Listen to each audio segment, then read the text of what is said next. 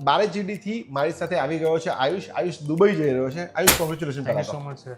Ayush, Dubai કેમ જઈ રહ્યો છું? હું એક એવી કન્ટ્રીમાં જાઉં છું, એક ગ્રોઈંગ કન્ટ્રી છે. બરાબર છે. And as per my research કે જ્યાં મને દુબઈનો એક ઓપોર્ચ્યુનિટી મળી રહી છે, કેમ કે ત્યાં આગળ મલ્ટીકલ્ચરલ અને જ્યાં અમે કોલેજમાં એડમિશન લીધું છે ત્યાં આગળ 70 કન્ટ્રીઝના લોકો જે અલગ કન્ટ્રીથી બિલોંગ કરે છે એવી એક મલ્ટીકલ્ચર જે મારી કોલેજ છે અને એની અંદર જ્યાં આગળ દુબઈનો સપોર્ટ છે, જ્યાં આગળ સ્ટુડન્ટ રિવ્યુ બી એટલા સારા છે અને એની પાછળનું રીઝન એ છે કે દુબઈમાં નો ટેક્સ નો ફી અને ત્યાં આગળ જઈને કોઈ બી વસ્તુ આપણે કરી શકીએ છીએ as best for the business અને જે સ્ટુડન્ટ પાર્ટ ટાઈમ જોબ કરવામાં આવે બેનિફિટ છે.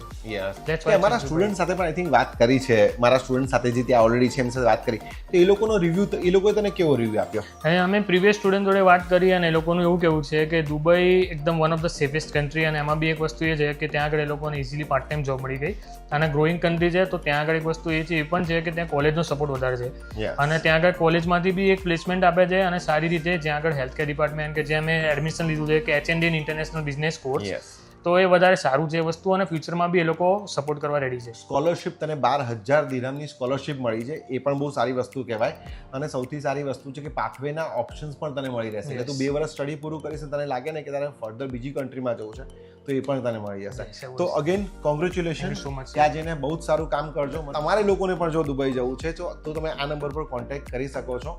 બાકી કોઈ પણ ક્વેશ્ચન છે તો કોમેન્ટ કરો, DM કરો, ફોલો પણ કરતા રહેજો.